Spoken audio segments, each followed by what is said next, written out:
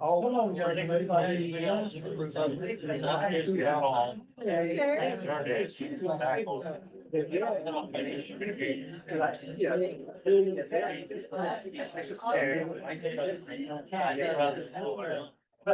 or what you do, you scroll up.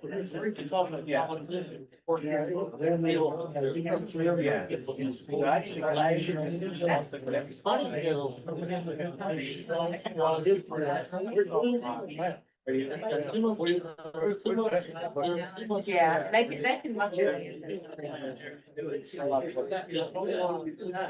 Yes, Never spoken anywhere, but.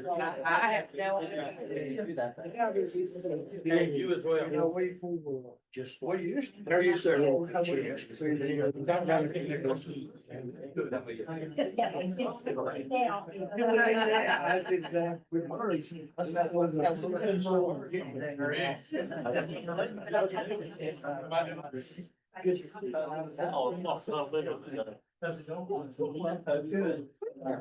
Not that much, actually. With frosting. Wait a minute, it's good to see you.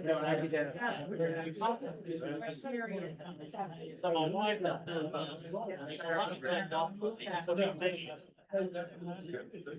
You say, yes, ma'am.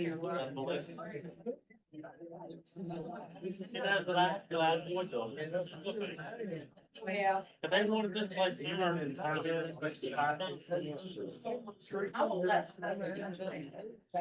Oh, no. It's best. Yeah. Yeah, no doubt. That's good to hear.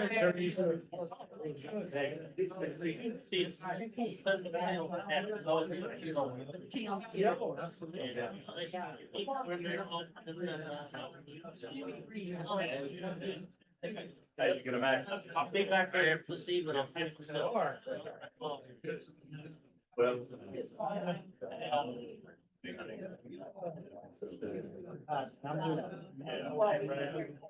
Like that.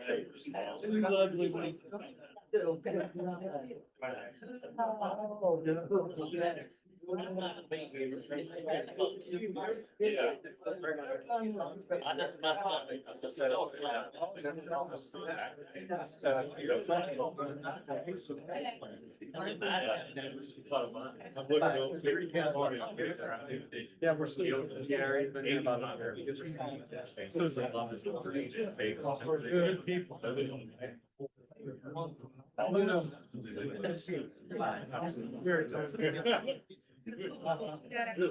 Yeah, that's right. Yeah.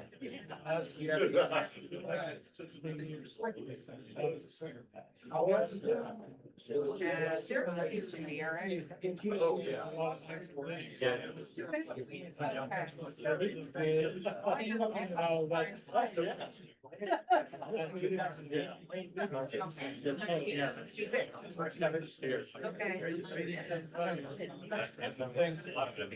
Do you want me to- Something comes up. Yours is from the area?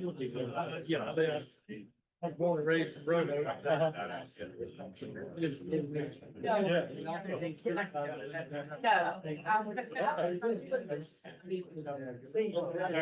Good to see I still see my. We made it. I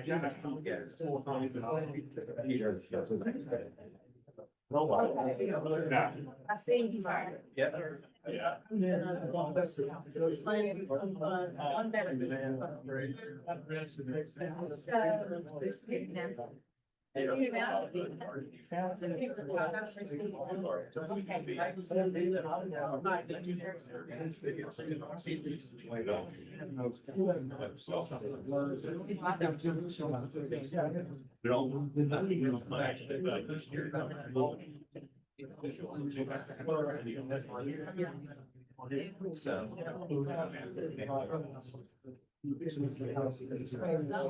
I bet it was possible.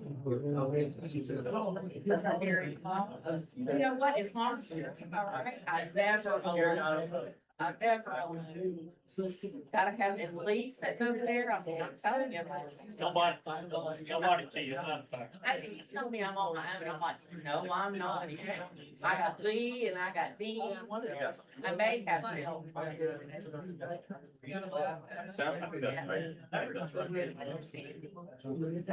Yeah, Robert, great plans.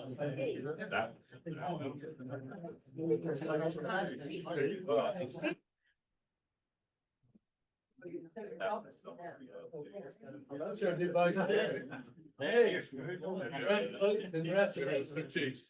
Yeah. Congratulations. You better be careful what you pick up, right? Not good stuff. Yeah. Yeah, yeah.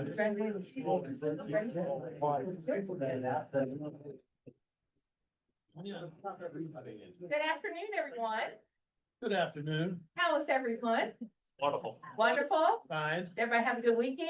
No. No, I don't like, Yes. I don't like no's. I like yes. It was wonderful, Lori. Yes.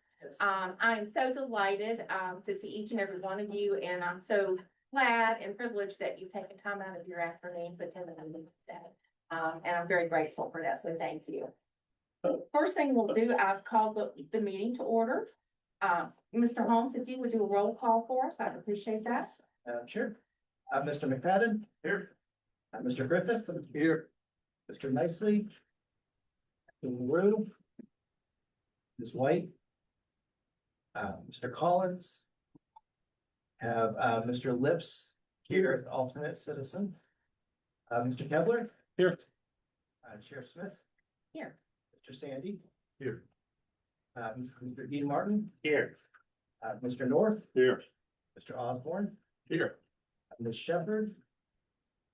Mr. Dressler? Mayor Forbes? Mr. Volleson is here online. Here. Irving? Here. Yes, I'm here. And Vice Mayor McGuire let me know he'd be about 10 to 15 minutes late, so we're expecting him, but he's not currently. Ms. Dirk? Here. Vice Mayor Green? Here. Mr. Holliday? Here. Ms. King? Here. Ms. Loudermilk? Here. Mr. Unruh? Mr. Wood? Here. Mr. Clements? Mayor Gross? Here. Mr. Peters? Here. Mr. Billy Martin? Here, sir. I finally got it. Virginia, Salute. Colin has your back. Oh, you do. Madam Chair, we have a resounding quorum. Excellent, excellent. Thank you all so very much. Those that are not here do not get brownie points today, so I'll let them know that next month. At this point, I need to entertain a motion. Mr. Volleson, representing the city of Roanoke, has requested to participate remotely in today's meeting, and allowing for remote participation for emergency personal or medical matters, and a physical quorum is present. Mr. Volleson has made the request due to travel, as he is currently on the road back to Roanoke. So I would entertain a motion to approve his So moved. participation. Thank you, Mr. Martin. Is there a second? Second. Thank you. All those in favor, please say aye. Aye. And that carries unanimously. Welcome, Peter. Okay, he's there, I know. Yes. Okay, so got that taken care of. Wish I was there Okay. with y'all. Well, you just be safe.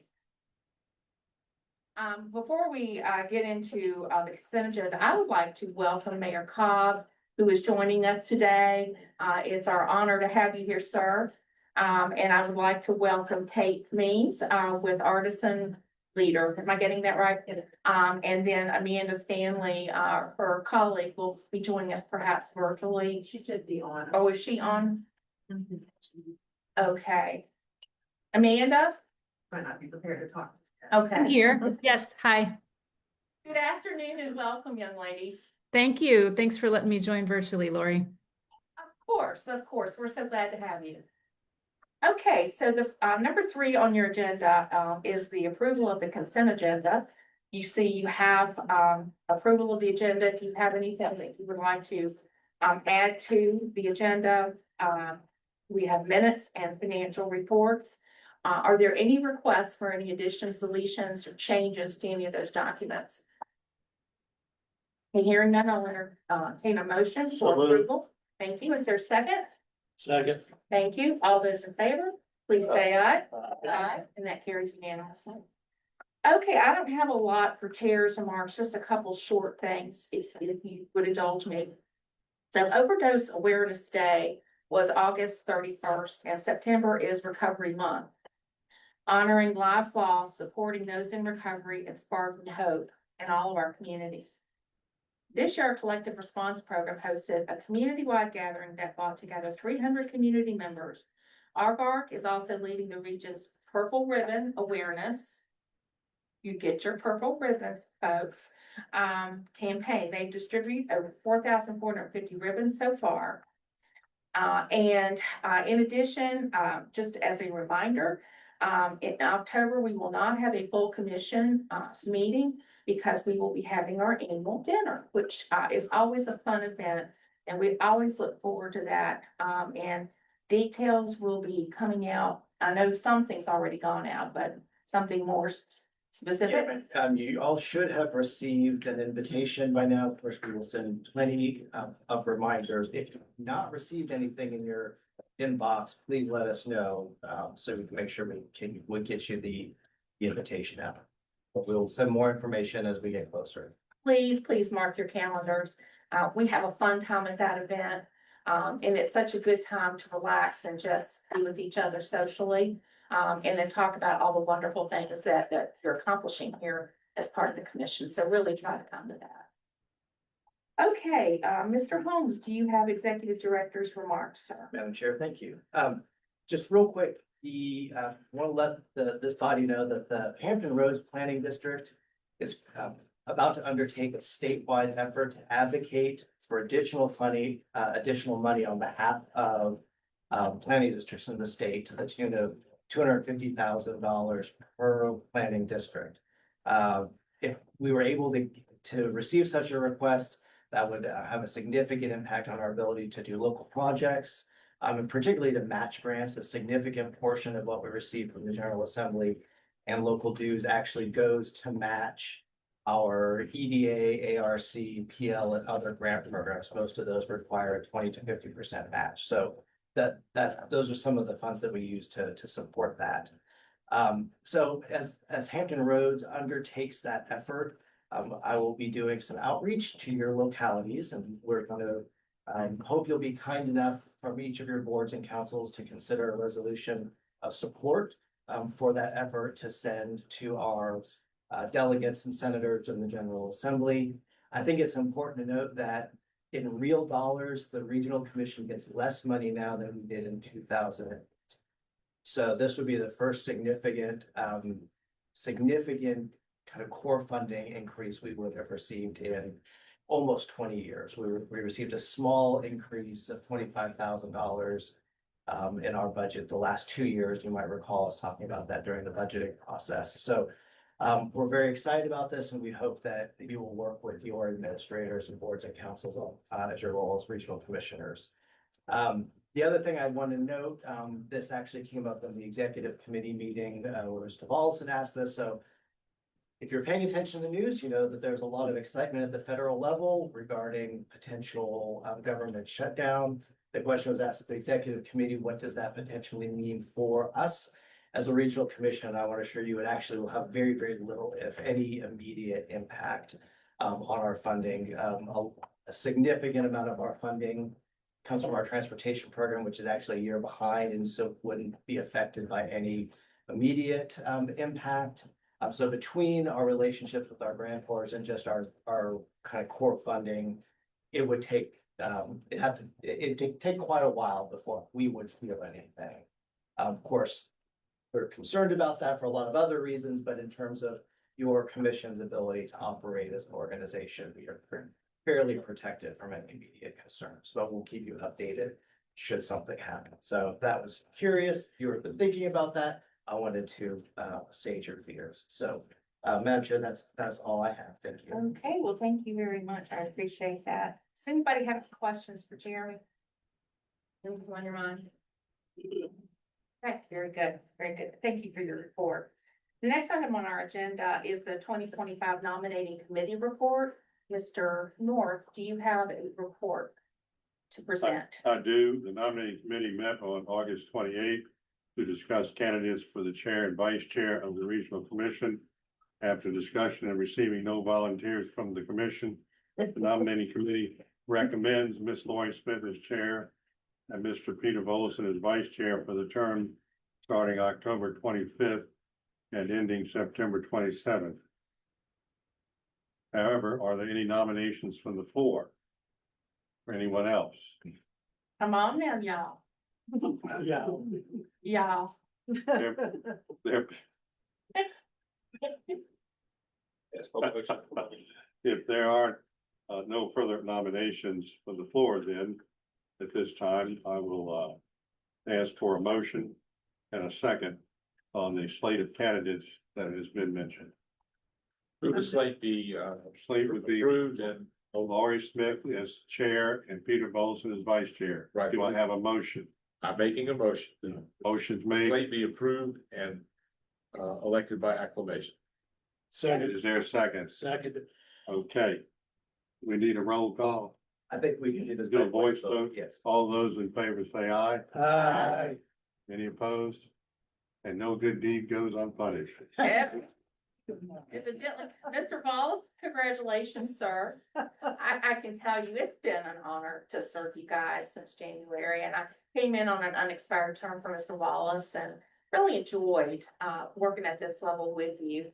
And, looking forward to having, a really good term, moving the needle for all of our localities. And, so thank you. Thank you for your kindness and your support. I greatly appreciate that. Congratulations. Thank you. Madam Chair, it takes care of items 6A and B. Yes. So, are you good at this point? Okay, so what we need to do as per past practice, our treasurer and our secretary are appointed by motion, rather than by election per the bylaws. We have, Mr. Dean Martin, who has been our treasurer, and is happy to continue serving. And Mr. Jeremy Holmes has been our secretary and is willing to continue serving in those roles. So I would entertain a motion for one or both of those continued individuals serving in those capacities. Move that they be appointed for another 2-year term. Thank you. I'll second that too. Thank you. All those in favor, please say aye. Aye. That carries unanimously. Thank you all very, very much for that. Okay, Mr. Holmes, would you like to introduce the next item? Yes, we're gonna ask our Director of Community Development, Amanda McGee. She's gonna do a brief update to the board on the status of the hazard mitigation. Good afternoon. Can y'all hear me okay? I'm the guinea pig for the microphone, just wanna double check. So this is a very brief update. You're not gonna see details about the plan yet. I am here to update you because we are nearing completion of the process. We expect to submit this to FEMA in October, but because we are on a very accelerated timeline for approval of this document, since our current hazard mitigation plan for the region is expired, and we are looking for this to go before some of our localities in December. That means that they will see it before you do. So this is a courtesy notification to, since this is technically our plan, the regional commission's plan. That this is happening, so that if you see it, I think the localities that will approve this before by December are Benton, the city of Roanoke, Roanoke County, and Botetourt County. So if you see it on your agendas before, you see it here and get the kind of more detailed report out. That I wanted to let you know that that was going to happen. And the reason for that is this is a funding qualification document that we are required to produce by the federal government. It enables us to apply for hazard mitigation funding. As you all probably remember, Hurricane Helene happened last year, and that enabled the state of Virginia to apply for hazard mitigation plan project funding. That funding window closes in December.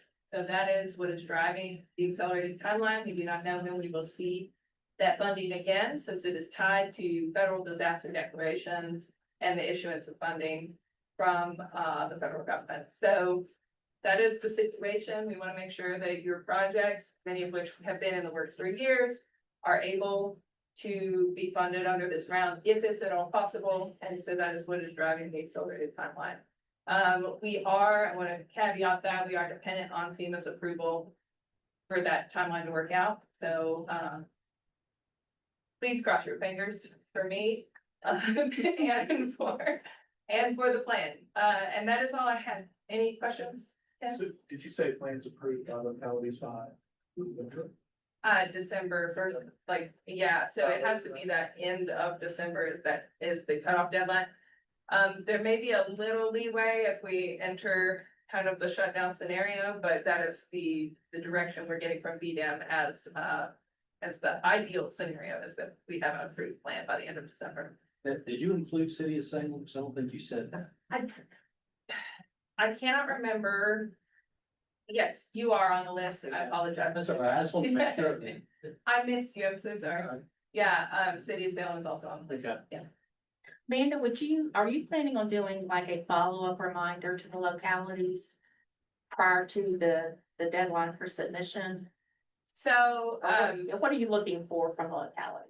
so the locality, so your staff are actively involved in this process. Yes. So they are on it. Okay. So really, this is just so that you know, if when you see approval of a regional plan that you haven't seen come up on your local agendas, that we have not done this because it's a standard process. Right, we've done it because of the deadlines at the Okay. federal level. Are there any other questions, ladies? So does the commission approve this first? I'm sorry.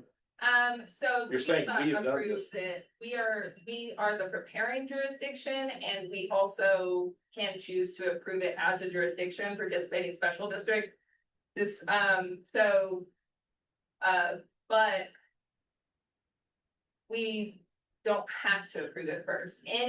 All of the localities and special districts are on the same level, if that makes sense, in terms of kind of ownership. Is kind of a co-owned document.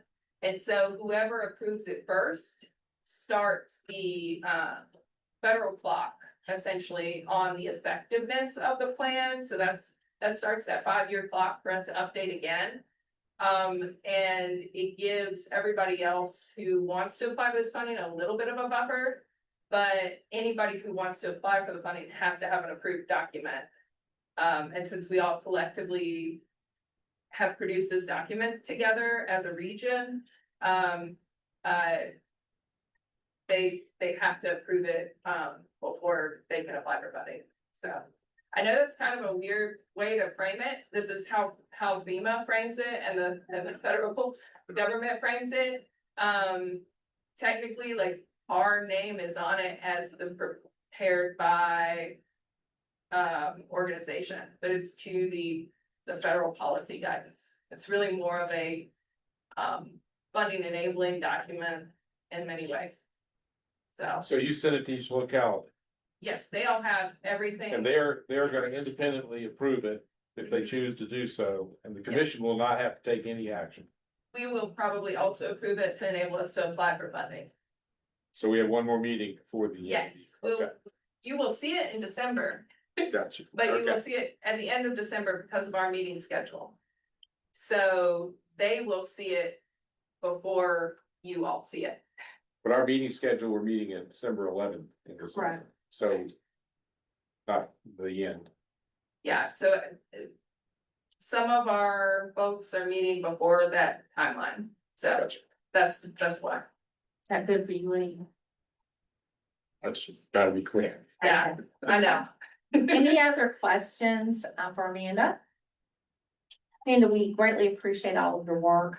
Our staff is just stellar and we appreciate all the work you're doing in the areas that you're responsible for. So thank you. Thank you.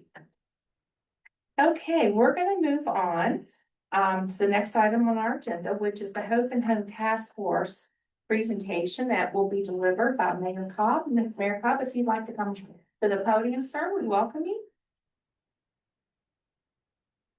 Thank you, Chair Smith. It's good to be with you all. It should work. There you go. I'll never guarantee it until someone presses it. Well, it is great to be with you all. When I was first elected to city council in Roanoke, I was appointed to the commission and served for 2 years and haven't been a part of the commissions as a member since then, but I really appreciate the work and it's good to be with you today. I'm grateful to Vice Mayor McGuire and Councilman Wallison and our city reps that are able to be a part of this. It's always fun to follow hazard mitigation. You know, I often think about words that I never used previously, but use often in local government, and mitigation is one of those. So, but it's good to be with you all. I wanted to, before I dive into this, give a shout out to Andrea Garland for her extraordinary work on NRV-TV and creating a video about Valley Metro and how to ride the bus. And Mayor Gross will have glossy photos available to sign afterwards and all the stars of it. It's really a great video about the importance of transit in our valley and how to access it. So thank you for helping to make that. We show it at the TPO meeting. We might not have time to show it here because we have a agenda, but if you all really want to stay and watch it, I'm sure we can play it along. So this afternoon, I want to give you an overview of the Hope and Home Task Force. Since I've lived in Roanoke 24 years, I've been involved in one way or another with reducing and addressing homelessness. I was previously executive director of Family Promise. At that time, it was called Interfaith Hospitality Network. I've been a longtime supporter of the Council of Community Services, which houses the Community Housing Resource Center. They manage the HMIS system, which is the Homeless Management Information System, which all of our local providers are part of. And working with every provider in the community. So I know firsthand a lot of the realities and challenges that we face in working with people who are experiencing homelessness. And part of what I hope to reflect with you today is the progress that we're making, the challenges that we continue to face, some of the challenges that are emerging that we've not seen before at the scale we're seeing now. And then some ways that you as a commission can be supportive of the work that's going on. Because I will tell you, this is not exclusively a city of Roanoke issue. This is a Roanoke Valley, this is a Blue Ridge Continuum of Care, this is a Virginia, this is a United States issue. And so please keep that in mind as I share some of this. So we've known for a long time through the work of the Blue Ridge Continuum of Care that we have a comprehensive work plan on addressing homelessness and reducing it in our valley and in our region. And what I discovered and realized over the last year and post-COVID was that our homeless service providers and agencies, they're doing the frontline work. And they don't have a lot of capacity to communicate with the larger community what the complexities are. So I felt like it was important for us to create a task force to engage community members to both raise awareness of and educate the larger community and region about the challenges and complexities of homelessness. So this was created not to do the work of the homeless service agencies, but to accompany them, to work alongside them, to expand the effort, to dispel some of the myths, to find additional funding sources and resources, and primarily to focus on creating more housing that has a range of affordability and sustainable services that could range from employment services to healthcare services to permanent supportive services related to mental health and behavioral health. So we had our first meeting of the task force a week ago. These are the members. I think there's only one missing. These are representative of a cross section of people, and not limited to the city of Roanoke, but doing this kind of work. We have business owners, we have people, experts in housing, we have experts in mental health and behavioral health. We have a couple of people who have had lived experience of homelessness, very different experiences. We have research components, we have healthcare components. And we have residents who live in different neighborhoods in the area. The task force will be meeting once a month, but in between time, we'll be working on 4 different focus areas, which will comprise work groups. And this is an opportunity for citizens in the region to become involved in these work group efforts. So the 4 focus areas are safety, place, and quality of life, health and well-being, housing supply and access, and shelter and services. Under safety, place, and quality of life, we're going to be looking at policies. Are there policies that we need to advocate for on the state or federal level, or things that we can enact locally? We really always try and take a service first approach, because one of the challenges we face is that people experiencing homelessness are overly and overtly criminalized. And so many, I would say the majority of people experiencing homelessness are not criminals. They're not violent criminals. They have had a one-off, usually, or maybe 2-off thing happen in their lives that has dramatically changed their living circumstances, and they find themselves experiencing homelessness. We're going to look at policing. What are the types of things that police can do? The city of Roanoke launched a STAR initiative, which is a service first program where police go out, engage with people in encampments, work to connect them with housing and resources so that they no longer have to be in an encampment.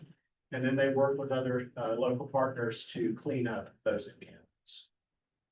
Neighborhood and business relations and context. The Downtown Ambassador Program in downtown Roanoke has been a huge success. And not only keeping Roanoke clean and safe, but also just having those ongoing relationships with business owners and employees and residents downtown. We now have over 3,000 residents downtown. Again, addressing encampments, and then just quality of life concerns. Health and well-being, this is where we're going to dive into behavioral health, recovery ecosystems, increasing harm reduction efforts, as well as recovery housing options, quality of life issues related to experiencing homelessness, and health-related services, making sure that people have access to these services. Housing and supply access, this could include affordable housing. We know we have a housing deficit. The Regional Commission did an extraordinary housing study for all the localities, identifying where the deficits are. And depending on what data you look at, in the city, we range from 3,500 to 5,000 in housing deficits. So we want to track what new housing, what rehabilitated housing we're bringing online, and what is the range of affordability to make sure that we're cutting through that deficit, cutting down that deficit. We're seeing some really great models of recovery housing in the area, and some transitional housing. The least of these ministries opened suites by T-Lot along the 220 corridor, and that's proving to be very successful. People who reside there pay a small amount of their income toward that transitional housing until they can move into permanent housing. And then shelter and services, direct services to those experiencing homelessness or housing insecurity, and non-health services, and these may include food, financial, or employment. In each of these work group areas, we're working with Virginia Tech to facilitate this process, and they're going to help us look at situational analysis, resource map and gap analysis, and opportunity analysis, including potential and sustainable funding sources. So at our first meeting, Matt Cruikshank, who is the Human Services Coordinator for the City of Roanoke and oversees the homeless assistance team, and also works closely with the Blue Ridge Continuum of Care, provided this overview of current services available. What we're finding is that a lot of people don't know the comprehensive nature through which we're working on this. Prior to 2019, since I think 2012, we had seen a 60% reduction in homelessness. And believe it or not, even through this year, overall, we still have a 30% reduction in homelessness. The change is that the face of homelessness is changing, and we're seeing a significant increase in unsheltered individuals. So keep that in mind. These are areas, I'm not gonna go through each of these, but I want you to see here that we have targeted homeless prevention efforts. We have dedicated street outreach. We have dedicated emergency shelters. The largest of those is the rescue mission. Family Promise works specifically with families, up to 4 families at a time. And then we have 2 domestic, really 3 domestic violence shelter programs. Rapid rehousing is the approach that we take. If we can help keep someone from being evicted, as long as we know in advance, we have some funding to be able to do that through the Community Housing Resource Center. But when the eviction moratorium ended with that federal funding, we saw an influx of people experiencing homelessness. If we, in the president's budget, he's proposing cutting and eliminating CDBG dollars. I can tell you right now, that will be devastating to our community. We cannot afford that. That not only helps create new housing and sustain housing, but it also supports the emergency shelter programs. Permanent supportive housing, we're seeing more of this come online. We currently have 40, Anne Marie, is it 41, 42 units, I think? Something like that. Most of you probably know that Anne Marie used to be the president of Council of Community Services, and for a while, the council was leading the charge on permanent supportive housing. But we need to add more permanent supportive housing units throughout the region. And then day services, we currently have the Roanoke Area Ministries and the least of these who have day shelter, day programs, and that's an overview of things. Coordinated response, many of you may know about this, but we have a coordinated entry system. All of the agencies have a common assessment tool. If you enter through one of the agency programs or service providers, you're entered into the HMIS system, through which we can track the data and the resources that people are receiving. It's important to know that we have an active case conferencing committee.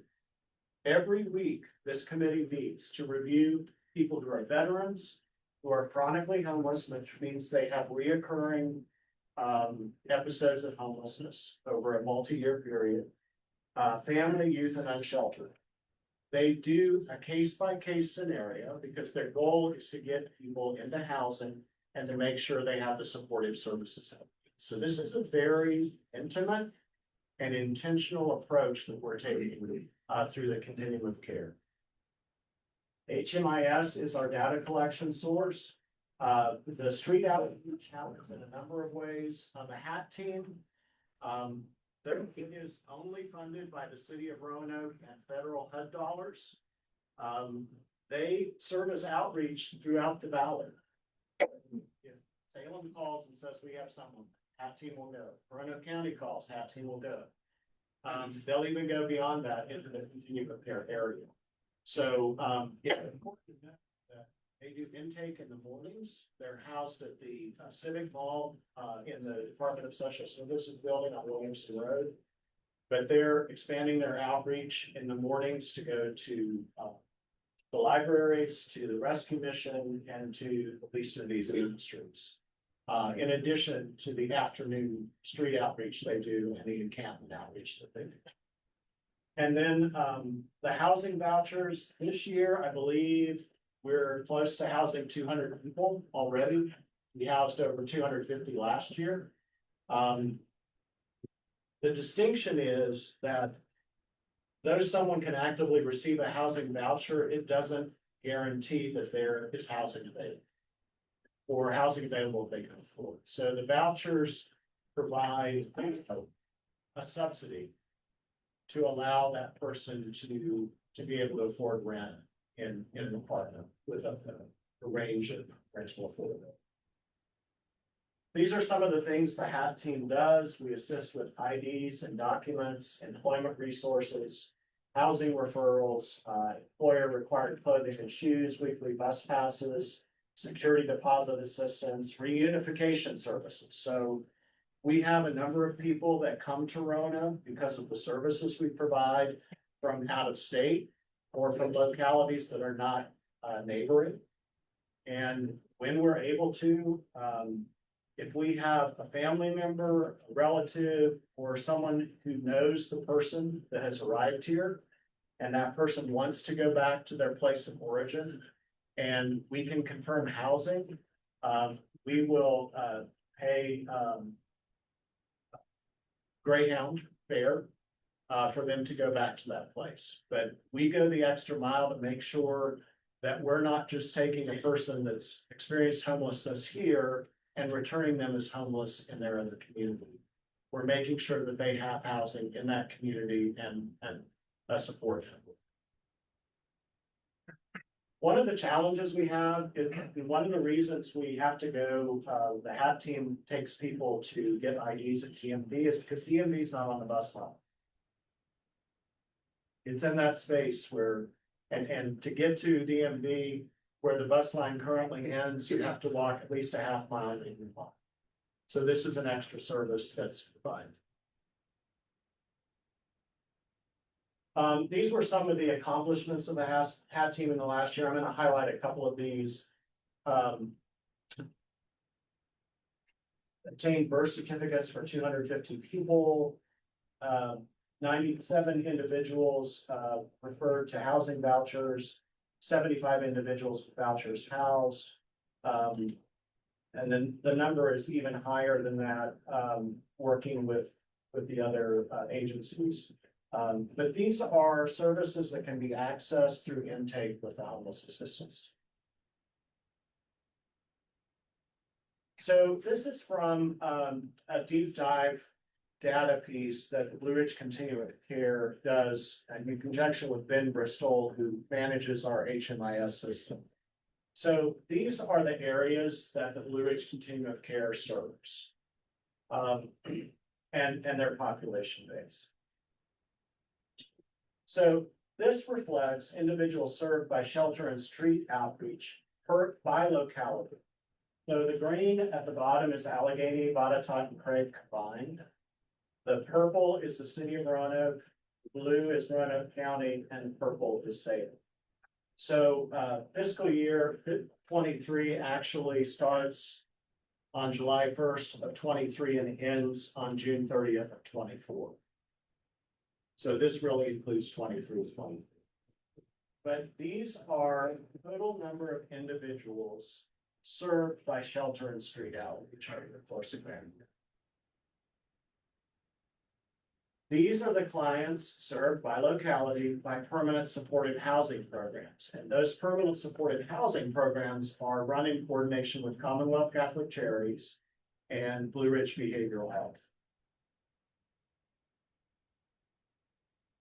Clients served by rapid rehousing programs and broken down per year. And you can see the increases that we've been tracking, especially since the end of COVID. Oh.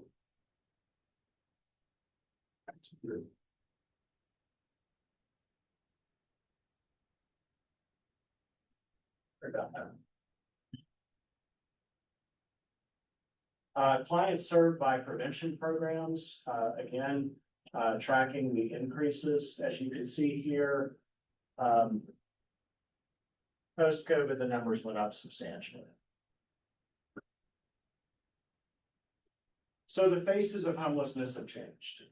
We've seen increases in mental health episodes. We've seen an intersection with substance use disorder. We've seen increases in behavioral health challenges. But I want to share with you three quick scenarios of three women who have called the mayor's office to explain their situation and are working with us to find solutions. First is a woman named Inez. She sleeps in her vehicle outside her daughter's Section 8 apartment. Inez has been on her own and independent since she was 18. Over a year ago at age 59, she broke her ankle and wasn't able to work. As a result, she fell behind on her rent and was evicted.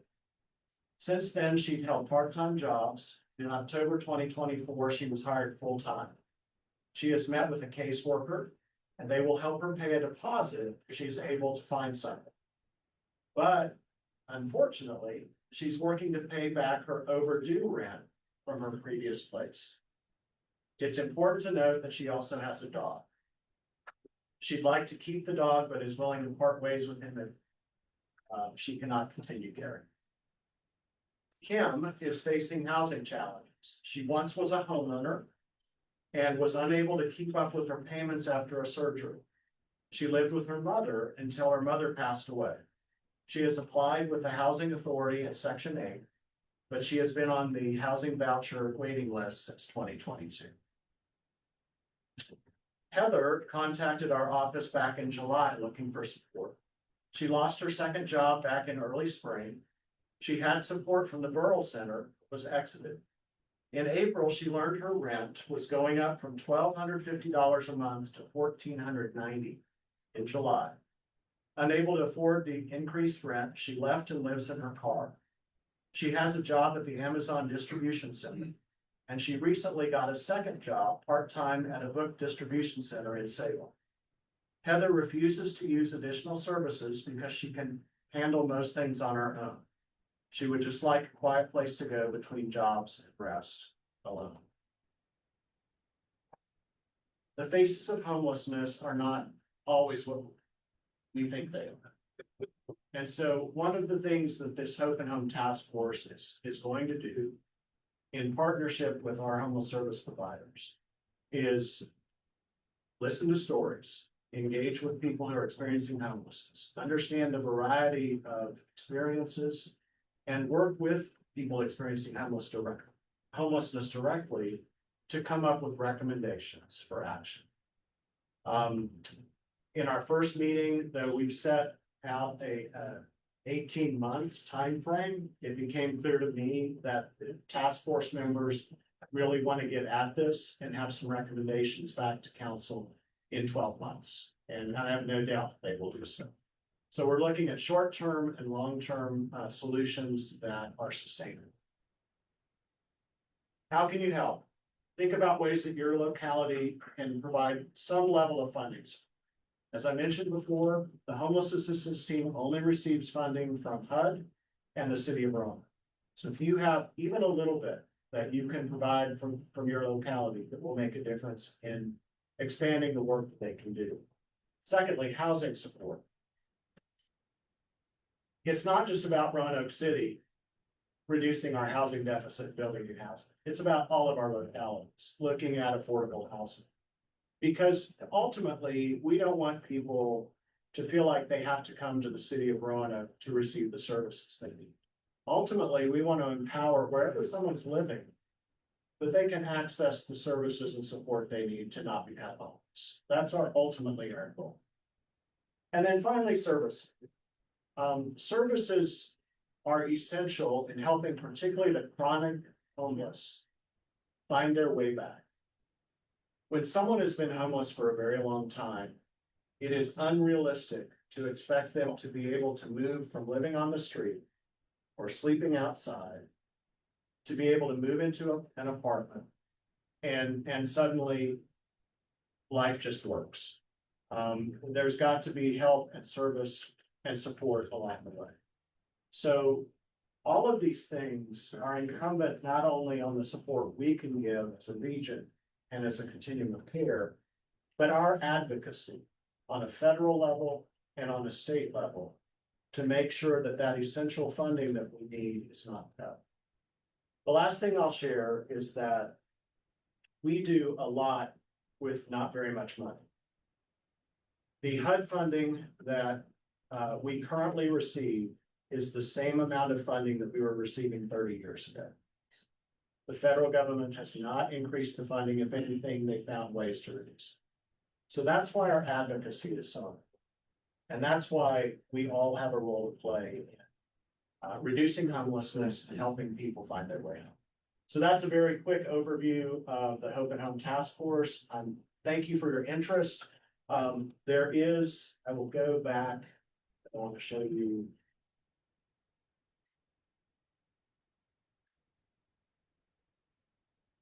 On the city's website, there's a dedicated page for the Mayor's Hope and Home Task Force. Go to this, there's a dedicated email, it's hopeandhome@roanokev.gov. If you want to share information with the task force, there's also an alert system if you want to learn when meetings are. And there's also resource information, our agendas, our meeting minutes, we're tracking all of that and locating it there. To be very open and transparent about the process, so. I don't know how much time you all have, but I've probably taken more than I needed to with your packed agenda, but I'm really grateful for the opportunity to share this with you. And grateful for your continued support of this collaborative work. Erica, thank you so much. Congratulations on this, the formation of this task force. This can be looked at as a truly uphill battle. But improvement has been seen, and I think improvement will continue. But it takes everybody working together, hand holding, through the different, components of the programming to really achieve good, solid results for the homeless population. I'll open up the floor to any questions or comments by commissioners. Yes, Mr. Martin. Two questions. One, how much do you normally give for subsidies to these people, or does it differ on a case by case basis? I think that's set by HUD. Anne Marie. Well, I guess which people? It depends on the housing program of the housing The housing. voucher that is set by HUD. Yeah, they set the guidelines in terms of how much can be included in that subsidy. You were talking about housing support. I can't believe some of the rents that these people are charging. I have property that I rent. And I don't even rent a fraction, get a fraction of what they're asking for, and I think a lot of it is just greed to get what they can get off people that are less fortunate. What could be done about that? So as localities, there's really nothing we can do about capping rents. I think that has to start at the federal level, monitoring that. I don't know how much influence the state can have. The other thing is that because there's a lack of housing inventory, the values of everything are going up. And it's not just rent, it's assessed values of homes. And you know, I remember, I think it was 2 years ago, a 800 square foot ranch house, one floor, that basically, little bit of yard, was valued, assessed value was $250,000. And it sold for that. So, it's a buyer's market, and a lot of people are paying cash for properties of every kind of size and shape. We do have some great, a large number of rental properties coming online in the city, and I know there are some in neighboring localities as well, and that's a good sign. Hopefully that will help over time to reduce some of those prices. But Billy, I think you're right. I think some of it I think is landlords who during the eviction moratorium, there were some challenges that landlords faced with rent not being paid, and so they may be trying to recoup some of that cost. You know, this is why we have to think about it collectively. What's ultimately our goal? Do we want to see people housed? How do we go about making that? Well, Mayor Cobb, this has been so informative. If you are able to share your presentation with Jeremy, we would greatly appreciate that. We'll make sure all the commissioners get that. And I would like to invite you back at some point in the future for an update. Yeah. We would love to know how things are going. Because as I said earlier, we're all in this together. Thank you, Chair. Thank you. Appreciate it. Thank you all very much. Thank you.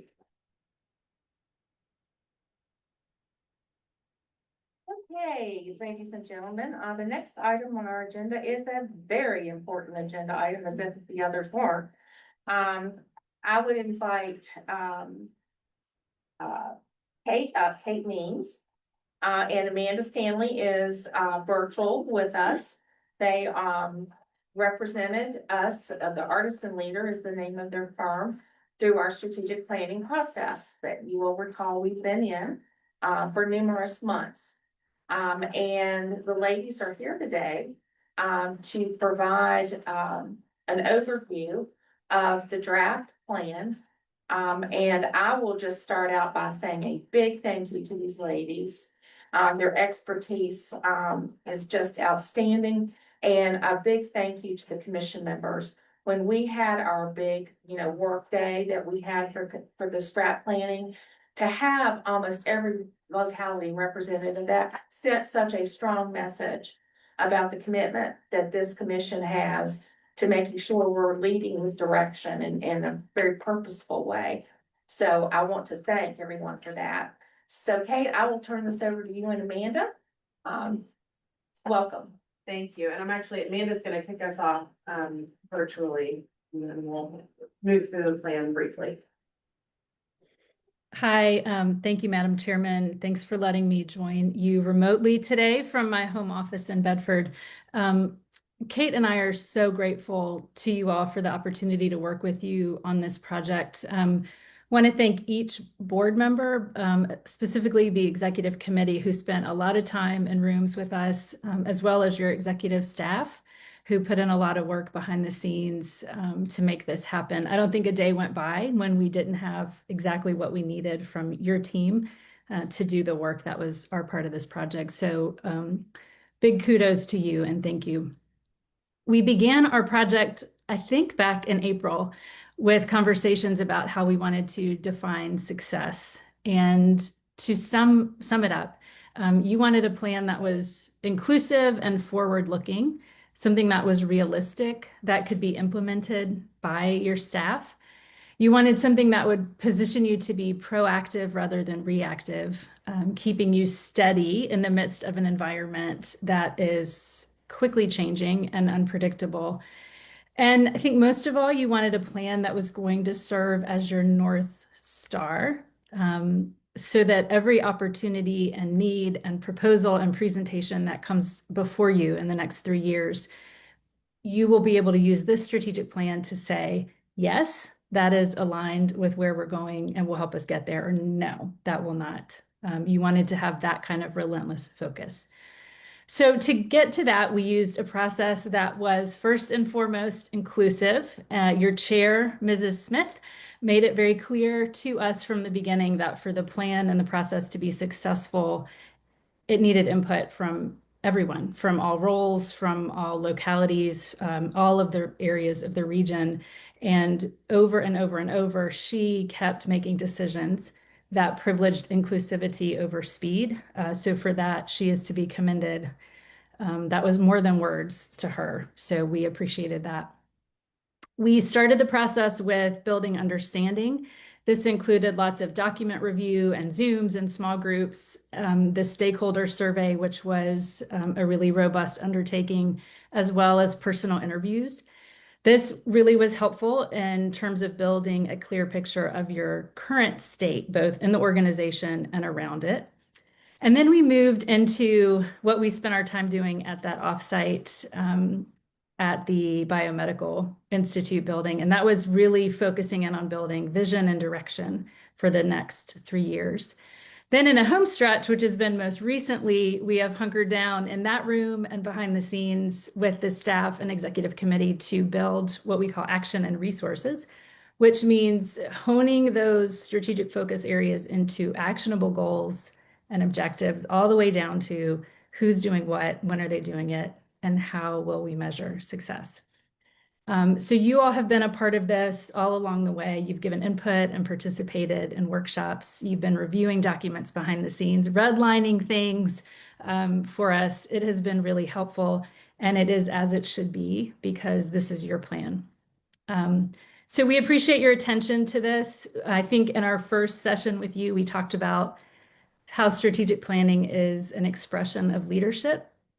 Leadership is about providing direction, protection, and order, right? You set the course for the future, you align your resources to make it happen, and you keep the organization safe as you go. And it requires you to be really, really clear on what is unchanging about your organization and what you're willing to change or what must change And you all, in the process you have been through together and in your engagement, you have achieved that extraordinarily well, in my view.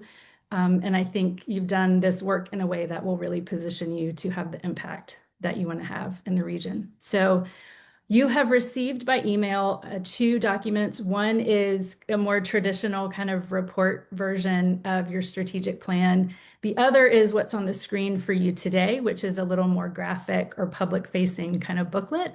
So I'm going to turn it over to Kate. She's going to walk you through that. We'll answer any questions that you have. And before I do that, I just want to say thanks to Kate. She has been a brilliant partner in this, doing the bulk of the work, driving over mountains for interviews, analyzing mounds and mounds of survey data. She's done a great job. So I'll let you turn your attention to her, and I'll be listening in, happy to answer questions as we go. Thank you, Amanda. We appreciate it. Thank you, Amanda. So as she mentioned, strategic planning is setting your North Star. It is making sure that you all are aligned in the direction that you're going and you have a unique organization in your representation and the work that you're doing here under the roof. So as she said, this is kind of our graphic representation. It's a little bit easier to kind of follow. So I'm just going to walk you through it. Hopefully you had a chance to look at it before, so we're not going to spend a ton of time on it. But you have your executive summary. The 3-year focus really centers around building effective regional partnerships, really honing in on that secret sauce is kind of the fun word that we use for it, but it is the core of the work of the Regional Commission, is this building and sustaining regional partnership around initiatives that matter to all the localities, and aligning the resources with those priorities, and then positioning the region for impact is our growth space. When we did the survey and interviews, we surfaced strengths, weaknesses. Those are internal to the organization. You'll see on the next slide, regional strengths, which are things that we can leverage. But again, this is centered around the organization itself, which can be the kind of complicating factor of the commission, is that you all each represent your locality, their strengths and opportunities. All of this can be done for the region as a whole, but again, we centered the organization and how they will be prepared to support the region and moving forward. I want to focus on the second half of the work because that is really where the core of the plan is in the future. So we want to assess where are we and then where do we want to go and then how do we get there. The future state is that ideal that we may never achieve, but hopefully we get there. And really what's centered in the vision statements, both in the stakeholder input and in the board workshop that many of you participated in, was you want to be a trusted convener that is driving the transformative regional progress. There's not necessarily a need to be the headliner, but you want to be making that impact. And so when we drill down into how do we make sure that we are living into that as best as possible, where we heard you land are what we call the strategic priorities or the anchors. And this helps us really, again, just continuing to hone in our focus around the building of the more effective regional partnerships. So dialing up what we're already doing well.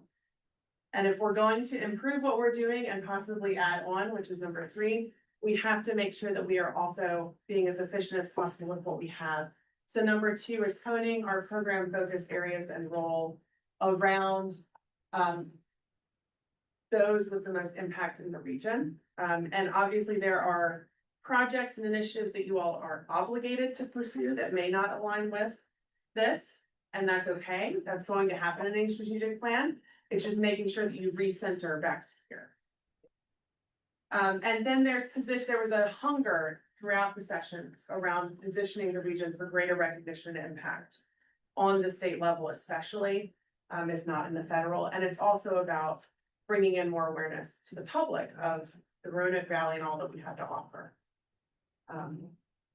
And so out of each of those, so each of these blocks are those core strategic priorities. The group of executive committee members and staff were able to identify some goals that will get us there, because they're the ones going to be doing that work, right? So you all as the commission board said, we want to focus in on these 3 areas. And then they sat down and said, okay, how are we going to do this? And that's where we have our goals. So under building more effective regional partnerships, We have increasing meaningful participation from all localities. So there will be efforts made to identify the barriers to participation from localities, and improving that. And then strengthening cross-locality collaboration by connecting local staff with region commission. So that is a staff level connection as well as board level. In the second bucket, we have honing program focus area. So this is the dialing back perhaps some of what we're doing to make sure that we have the energy to dial up. So strengthening decision-making progress processes to ensure that we're really centering around the mission of the work, and preventing that mission drift that many people are aware of. Establishing performance measures and then enhancing collaboration on the organization's strategic and operational goals among the commission staff and here. So the people that are in this room right now, because I see most of the staff are here as well. So really ensuring that everyone is aligned around the projects, how they tie to the mission, the work you're doing. And then the third was around position and vision for greater recognition impact. This is your growth space where you are doing this work, and have a hunger to do it more. And that means centering it. Because if you don't pay attention to what you're doing, you may not do it. And so by centering it here, you're ensuring that you are giving the time and energy to that. So that is advocacy needs. The group centered the rural members, especially here, in the first one, and then building and maintaining strategic relationships with decision makers, and kept that generic to make sure that you can identify who needs to be those decision makers, whether that is state or federal employees, or if it's elected officials, or both. And then developing a strong regional identity and working with our other partners who are doing regional efforts to ensure that we have alignment there. They're really broad still, these goals. And so out of those, there were objectives developed. And what we included in the report are just the initial objectives. These are the starting line. The executive committee and the staff have developed several different objectives. This is the space where the plan comes to life and where it is going to change. You're going to adapt, but having these initial objectives that are measurable, that are time measured, to check on, allows you to ensure that the plan again stays centered. So I'm not gonna spend a lot of time on that. I do wanna spend time on this slide because I wanna thank you all. You made every effort to engage the folks who are most aware of the work that you do and have the most investment in it through your stakeholders. And had a wonderful outpouring of a response to that survey. It was not a short survey, if y'all recall. And so your response rate was phenomenal, which means that this really does reflect on the organization. And you all will receive copies in the appendices, you should have actually already, to the stakeholder survey report, to the board session report, so that you can see all those steps that we took to get to where we are. So I want to open the floor for questions or comments. Lori, I don't know if you wanted to affirm anything from the executive committee. Yeah, definitely want to open the floor up, but I would first say, this is our launch pad that you've seen this afternoon. Where we are going to be moving to are the tactics, or the objectives in terms of how do we put measurable goals in place to achieve these objectives that are in this plan. And so those will be articulated by our wonderful staff working with the executive committee and the commission as a whole. And we'll be really trying to develop what that interaction is going to look like. But this plan will become whole once the tactics, if you will, are put into place. And that's how we will measure progress. In many of the things that I've led, I'm a big proponent, and I hope you agree with this, that we will be a highly functioning organization as we demonstrate alignment with our strategic plans, budget alignment, and capital alignment. So what that simply means is every year, we're not making decisions unless we're looking at these foundational documents that says, number one, is it in the plan? Doesn't mean it can't be brought in, but is it in the plan? That's a fundamental place to start. If it is that being reflected in our budget? Our budget is a little complex because it's so grant driven. But then developing the budget that's responsive to the strat plan. Now, there's a lot of complexities in that, as I said, because a lot of our revenue streams are tied to grants. We have very little unrestricted revenue. So, but that's just a general comment. This is just, as I said, this is where we're going to start and decide what it is we want to accomplish within this 3-year phase. And we decided to make 3 years because this is, I believe, the first strat plan this organization's had. That's been to this extent. Yes, Fair that's the enough. first one that's engaged the full board. Yes. At this level. Yeah, so we're gonna wanna put together a very meaningful document and build on this. So I'm gonna stop there, and what I would like to do is open the floor for questions on the document that Kate and Amanda have presented. They're open to answer any of your questions, anything that you just wanna share, concerns about the strat plan, how we move forward, anything you've got on your mind, we would love to hear it.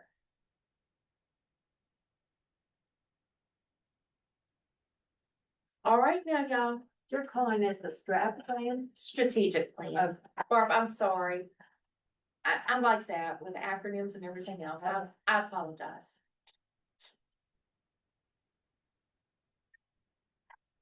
I will say that our staff has played an integral part in this document.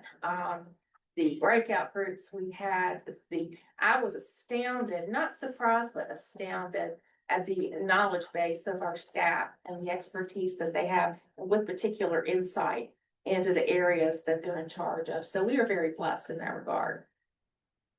Does everyone, I don't know if you've read this line of verse since you got it. I guess what I would like to ask you to do, if you're not ready today, is to read this, keeping in mind, if you agree, you might be ready to say yes today. If you agree on the strategic goals that have been developed and, some of the objective areas. And if you're not sure you're okay with those today, we need to know that because we may need to spend some more time on this. I definitely want you all comfortable with this baseline plan because we're going to move into our action measurable items from this plan. So, give me some feedback. Are you all seeing things that make sense to you? We're trying to build this organization. Whenever you look at these types of things, you want to make sure that what you're doing internally is how you operate, right? This is an internal plan first and foremost, but then it moves and evolves into how we're going to communicate ourselves and how we're going to function in the localities in the region that we serve. So it evolves basically, and it's a very fluid document. And if these things make sense to you, or if they don't, if you think we're off base, because I just want to emphasize the fact that a lot of this is structured with initial internal reflection, insight, development with what we have to work with. And we will move beyond that as we get into the tactics and the objectives, and we'll make them measurable. Anybody have any thoughts? Yes, Brad. Or if I might, I would just like to comment on the process in general. And the thoroughness of certainly our consultant and the staff, they've really contributed a lot. But I wanted to thank you for your leadership on this. Folks, let me tell you, this was a lot of work. I worked harder on this than I planned to, so. That's a great thing. Well, part of that's your leadership and seriously, it was a very thorough process, and I think it's gonna be a great plan because it has been, thoroughly vetted. However, like you said, it is a living document, so if there's changes or additions, I'm sure that would be entertained by the staff. Absolutely. Absolutely. We can go from adopting what we have in front of us today to deferring to our next meeting, give you a chance to really, decide if you want to change some things materially in here, or whether we work off of this, adopt it, and move forward. And even with that, even if you do that today, it doesn't take it off the plate when we start developing those objectives. As we develop those more specific objectives, some light bulb moments may occur where we say, well, we didn't think of that when we looked at those overarching goals and objectives. And so I want this to be a very inclusive process. I want each of you to have meaningful feedback and time to bring your thoughts and questions and concerns to the table. This is your document. Lori, I firmly believe that the ideas need to be in the plan. But if there's something that's not in the plan right now, what's the process to get it included in the plan later on? That's a great question, Barbara, and thank you for that. I think, well, in my opinion, the strategic plan will be reviewed annually. It will be reviewed as we get into our budget process. Now, and there will be time that we would evaluate it, make potential changes, whatever they may be. And I can see that that's going to happen because we are an evolving organization. Now, if something comes up during the course of the year and you as a commission feel like, you want a more immediate response to changing things up, we will certainly hear you and we will certainly address that.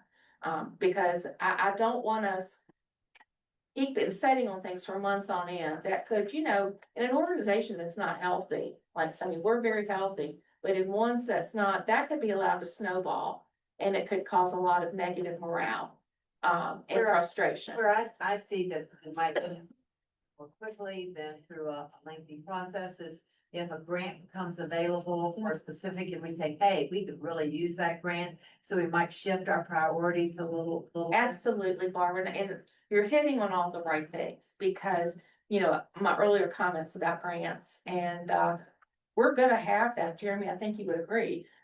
They come at intervals during the year and we need to be able to respond to that. And as long as we as a commission understand that that is going to be a variable, and we might have to pull back in on this strategic plan and reevaluate some components of it. I think that would be very appropriate. And I'm committed to making that happen on your behalf and leading you through that process. I am assuming that it's the executive committee that determines the goal, not the goals, because that was all of us that determined what the goals are, but some of them are measurable and some of them are more subjective. Yeah, what we did, Barbara, is the staff worked with the executive committee. And that was yet another separation, of folks together, blending ideas, in hopes of trying to bring something that was representative of all of the expertise we had, which is this document. And understanding that as we move forward, we're gonna be building this plan out ourselves, right? And it's gonna take, I can see the executive committee potentially playing a significant role in leadership and trying to, and the staff and developing perhaps a platform of information that maybe we would bring back to the commission in draft form for your consideration and discussion. But I just want to say, I'm not worried about the speed with which we do this. I'm worried about the qualitative nature of what we end up with.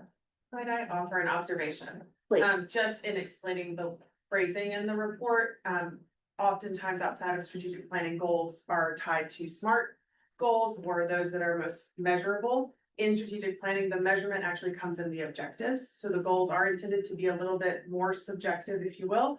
The objectives being, this is how we're going to get there. And the vision being that kind of how we'll know it's better at the goal level, but each objective will have that measurable outputs and outcomes so that you can observe that. It would be beneficial probably to explore the goals and see if there are outcomes that you could have there that are more measurable, but that is not something that is part of our practice and our phrasing of goals here. So I think that might be contributing to some confusion. Thank you. Among the commission. Well, and I can tell you, you guys give me direction in terms of the level of involvement that you want to have, in this next iteration of efforts. There are some things that's good if small groups can work at it and bring you back the information in a refined and appropriate order. And sometimes everybody wants to convene around the project and have input. And we can certainly do whatever your pleasure is. I'm very sensitive to people's time. I know I've got the executive committee to death. I'm surprised they've not quit on me by now. But that's imminent. But I am open certainly, to what your desires are, with regard to next steps. I want to make sure, I mean, this needs to be inclusive, but I want to follow your guidance in terms of how we get there. I just suggested a methodology, that we have already talked about. There is, I would get annual report, not annual reports, but monthly reports for the staff. We had talked about, yeah, thank you for that up. We had talked about, whether it be monthly or quarterly, reports that Jeremy would provide, to the commission about how are things going with the execution of the plan, right? And that way we will be, Barbara, I forgot to tell you that, I'm sorry. But we will be, it's more of less, monitoring along the way. And then at the end of the year, we'll have the benefit of having that collection of analyses, to look at the entire plan to see if the entire plan still making sense. Is it moving us in the direction that we thought it would? And if it's not, we need to fix it, right? But thank you for bringing up those periodic updates, because I think it's gonna work to hold us all accountable, in making those contributions. Questions, comments? Are we getting this right? Yes, sir.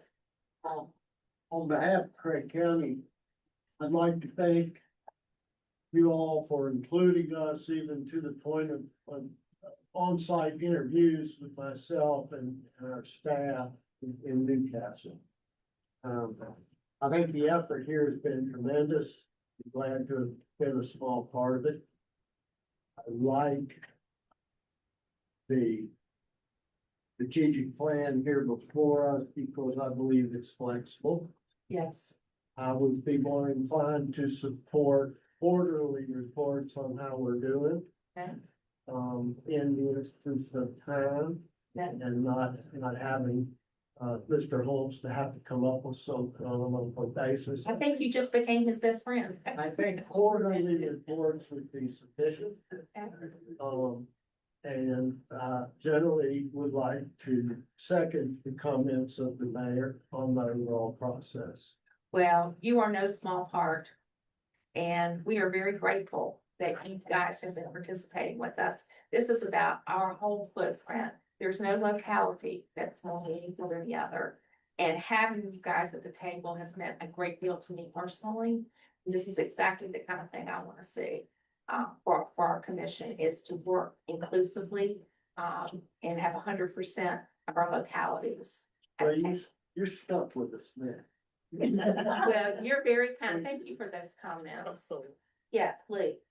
Yeah, I'm hesitant to say much, but first, I think the fact that we're doing this and the process has been, I think, both very constructive and team building in the approach that was taken.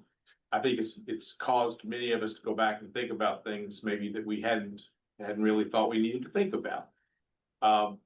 This is not in my mind, this is not a typical strategic plan where you have your actions and your goals, and then your actions to achieve your goals, and then you have measurables that you come back and you report on. It could turn into that, and that's what you said, is that may be the next step. To me, to a large degree, the commission has to be both proactive and reactive. And that's the way we tend to develop our work program. There are things that we are committed to doing. We whatever the right term is, we manage the TPO. And that's a significant amount of our funding. It's a lot of our staff efforts are committed to that. And we don't have a lot of, choice in doing those things. Those are very specific things that we have to do and are very measurable. On the other hand, we do have some choice in terms of what projects we want to pursue and how we go after funding for those projects. Moving it to the locality level, we tend to look for opportunities where we can serve on a regional basis and bring our localities together. At the same time, we want to be able to provide some support services, particularly for localities that don't have the level of staff where they can do that internally. So putting that in the structure of a strategic plan, I think it is a real challenge. So when I read this, I'm not reading the things that I typically see that sort of go down bullet by bullet. I see this is almost a goal, a set of goals of how we will operate and how we will function. There are some specific measurables in it. So my suggestion would be that we give everybody an opportunity to provide any specific edits or changes or comments in writing to our team and to our staff, that we plan to approve this as a structure for our strategic plan Good point. at our next meeting. And then I think what you described is that through a combination of the staff sort of looking at what we've identified here and looking at what our actual work program is and the things that we're doing, come back and sort of flesh out what the specific goals and activities would be. Okay. But where I would see the rubber hitting the road on this is the next time we go through our work program, this would serve as a benchmark against which we would look at projects and say, do those projects, Does it fit? do the resources, Yeah. the way we decide we're gonna committing our resources, are we following this plan? That's exactly right. That's a great takeaway. And let me just add something to that. This is a tool that if you want more money from PDCs, you need to lay in front of the legislators to show them we're the real deal. And we're just not asking for money. We're asking for money so we can do things like implement this. And that's one of the initial benefits of this plan. And we should probably start telling them about our plan. In fact, we ought to just give them a copy of our plan. Because many of them have no clue. If they haven't been in local government before, they even know about PDCs, much less what we have in this plan. So I don't think we should miss that in our future talks, even though we only had one so far with one legislator.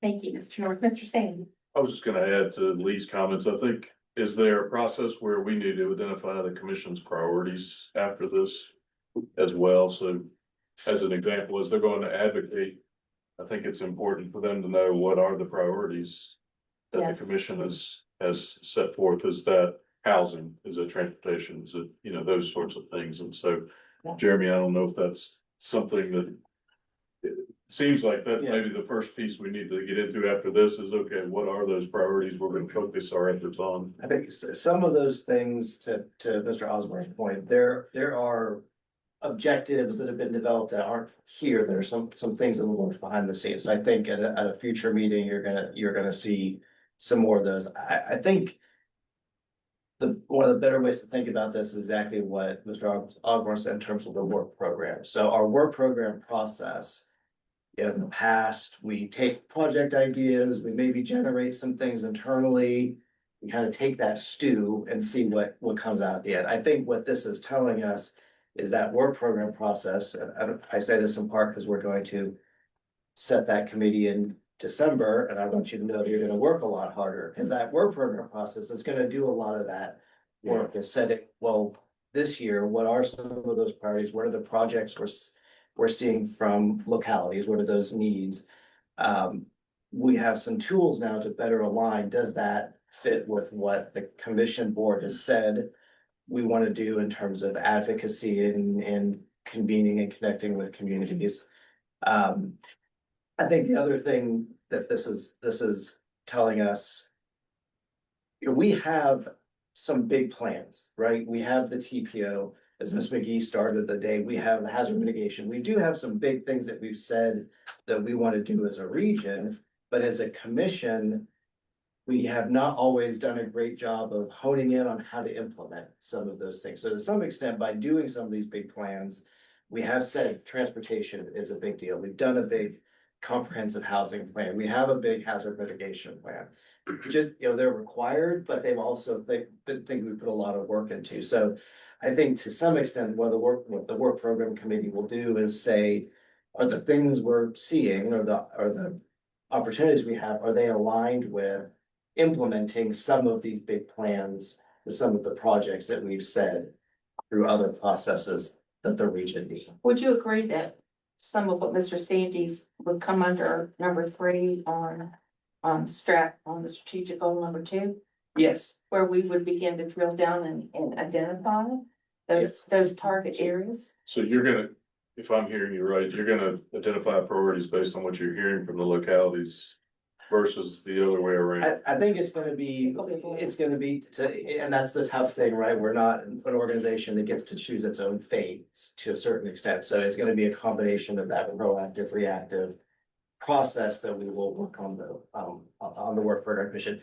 I think, work program thing, one of the things that didn't come out of here, for example, is at no point did this body say, we want the commission to do housing.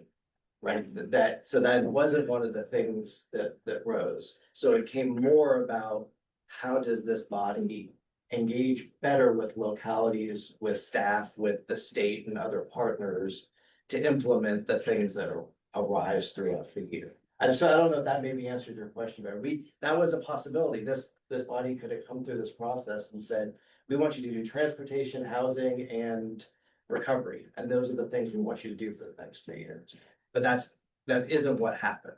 So it was a little bit more about general goals of process, maybe, but what we're charged with is obviously as staff and myself engaging with this board more often on these kinds of questions throughout the year as we're monitoring the strategic plan, as I'm reporting things out. Is this still moving in the right direction or? But would, we veering? and keeping in regard to, we'll have the work plan. Mhm. We know grants come and go. Would you agree that, by the, commission establishing goal areas such as identified transportation, housing, that when we come to synthesizing those things in the work plan, that these areas then become focus areas rather than ancillary to that process? I think to me, I see number 3 really coming into play with where we start to identify those operational and strategic goal areas that the commission really should have a role in determining, And the fact that they're common and that they align correct. across the region as opposed to just being individual goals. That's correct. That's exactly right. That's where our strength should be, and that's what we should focus. Yes. Point of order, we already are doing that with a legislative agenda. Yes, It had been for 3 That's an years. example of it. This is the input from everyone that has attended these meetings for the last 3 years that spoke up and offered concerns and comments about what should be on here. This is our tool right now that we're working on. And this is fungible. It can change if there's something new that comes up. And what's been identified is transportation, economic development, and energy. That's for the moment. That doesn't say that there are not other items. You just can't fit everything under one sheet of paper for the ease of discussion with legislators. So I don't want anybody to think we need to reinvent the wheel. We got a wheel. We might want to put some chrome hubcaps on it and some bells and whistles, but that's one part that we have in place already.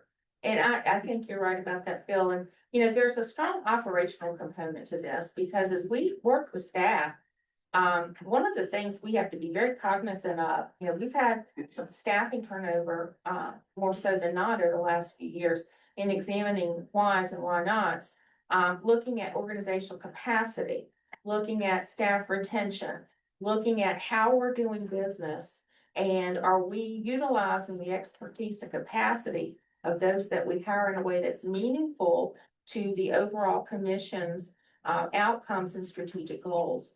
There's a lot of internal mechanisms built in this plan so far that allows us to look introspectively as well as moving to the external piece, more to those categorical areas, right? Does that make sense? Barbara? I've been privileged to sit at the table and hear some fantastic studies, reports by the staff and they need to be more than just put on a shelf. And that they need to be promoted in the community, the findings. And so I don't know how to make that happen, but I think that the work of the commission is so important that it needs to be. And Barbara, I appreciate that thought. And we're going to be engaging, you guys moving forward about next steps. Yes, sir. I heard you talking about housing.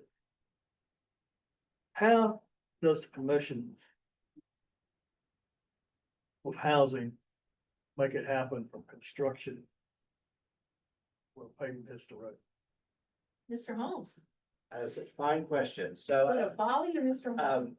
so I guess how I would answer that is right now, the commission has a very small or non-existent role in that, except insofar as through things like the Virginia Housing Program that Mr. Hill manages, these one-time funding opportunities that we can participate in, support. Funding, and how are you looking at it? That would be one, that would probably be the main way that an organization like us would be funding programs that subsidize or otherwise support construction. And there are models of other planning districts that start things like regional housing trust funds or other mechanisms that don't exist here, but could, buying land bank kind of arrangements. So there are examples in other regional organizations. There are some in the country that buy and own real estate and they turn a profit through rehabilitation. I don't know if that's the business we want to get into, but there are models like that. So there's lots of opportunity there.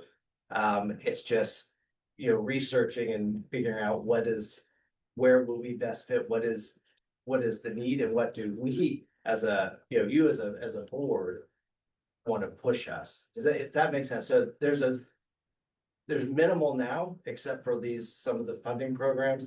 There's opportunity there that's probably beyond the scope of this 3 years, for example. But there are opportunities if that's the direction we wanted to go. Let's just open it up like a Webster's dictionary, you put housing there. If you don't have a definition of what you're doing, it's just a document. That's right. That's right. It's just with words in it. And I think you need to identify what you can do for housing. For a rural area or for a metropolitan area, it needs to be defined. You get the nail on it. And all the way through this thing, it needs to be defined. Roads, what kind of roads you talking about? Secondary roads, interstate, busing?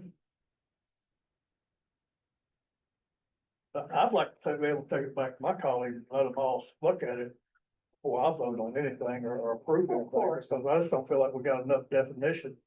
I think we just got a blank, one word, and we're using it as a keynote to put it out there.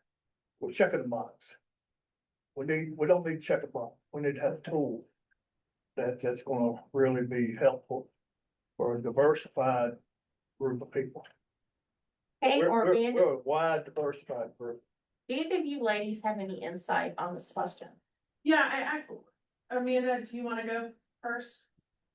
I just want to speak to the idea that around specifics. So in each strategic anchor, each of the 3 anchors, there are goals that provide additional action. And then under each of those goals, there are multiple objectives and including specific activities that the commission staff. So I want to refer you to it's a PDF, but it was a Word document, specifically pages 10, 11, and 12, which show you the objectives, action steps, how it's going to be paid for, what the timeline is, how you can measure if it has happened.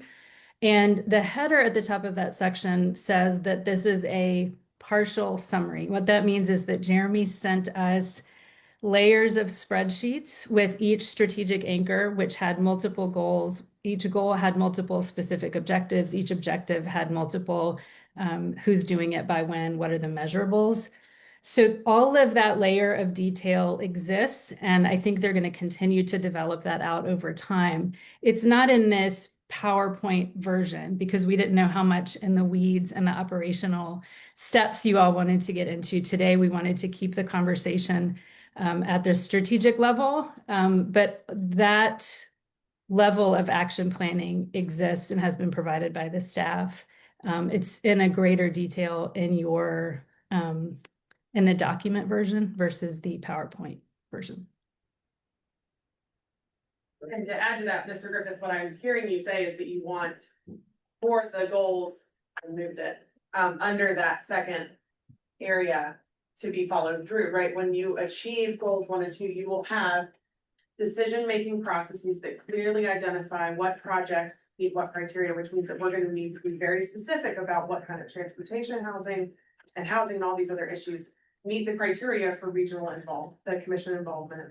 And then number two, establishing performance measures to make sure that we're actually moving the needle on those and not just checking a box. So I think that this is the strategic part of that, and the work of the plan is going to be to define that, but that's gonna be the work of the plan, not in the plan. There is something that's occurring to me right now, and I had this thought early on.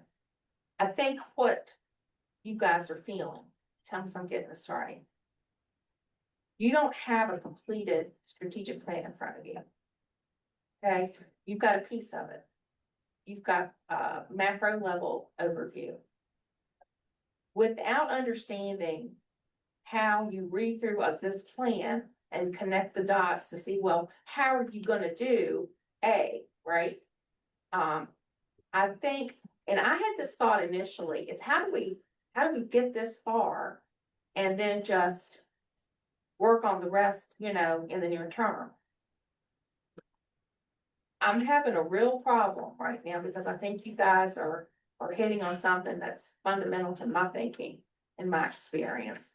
Am I getting that right, that you all would like to see a fully developed strategic plan, goals and objectives that are measurable, that build up to the to the objectives, the goals and the objectives, so that you can see it all in a place where you can see how it connects? Am I hearing some of your observations in that vein, or am I getting this wrong? Have you looked at everybody's comprehensive plan, every county? Oh, no. No. Well, why wasn't that one of the tools to start with? Look at every locality's. Yeah, you should have pulled out of there, see what their initiatives are. So when we embarked on this, the scope of work was for the commission organization to equip the folks that are paid by you all to do the work of the region's priorities. There are other plans the commission has done, inclusive of the consideration of each of the localities' comprehensive plans that define that work. You have the you have a regional economic development plan. And so rather than replicating those efforts, the goal of this plan is to equip this organization, the people who are doing the staff, the work of every day, to make sure that all the projects, the time that they're using is aligning toward those comprehensive plan goals, toward that economic development plan goal. So we did not bring in those regional priorities because one, they're encapsulated in other places, and the purpose of this was around equipping the organization of the commission. Well, and Kate, what I would really add is each of us represent our own respective localities. So our input into this plan needs to represent what you think is to the health and welfare of your individual localities. So therefore, we should not have to go back and dig into locality documents, because people sitting around this table should be bringing it. Yes, sir. Pardon me, I'm confused. Oh, trust me, I'm there. Point of clarification, Yes, sir. okay? I'm looking at my copy here and I noticed the words adopted September 2025 on there.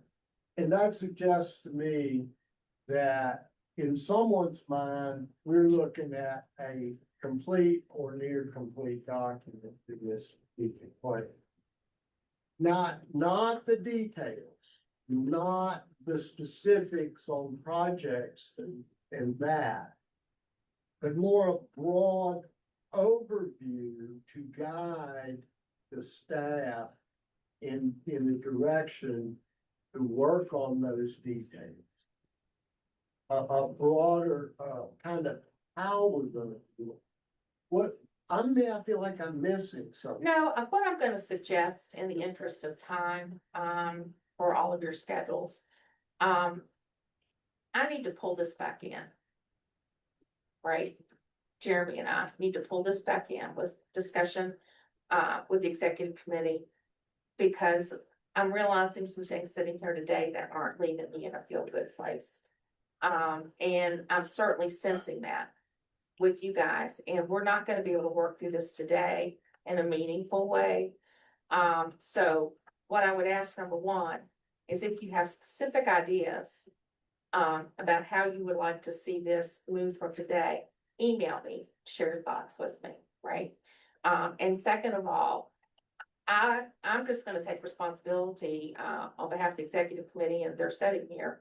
You know, I wanna pull this thing back in for the moment. No, we're not ready to approve anything. And to prove just the macro level of what these fine ladies have put together for us, we could certainly do that, but I am sensing it, and for my personal opinion, I wanna see the whole product. And I don't know how we adopt this if we don't see how we're gonna achieve what's in this presentation.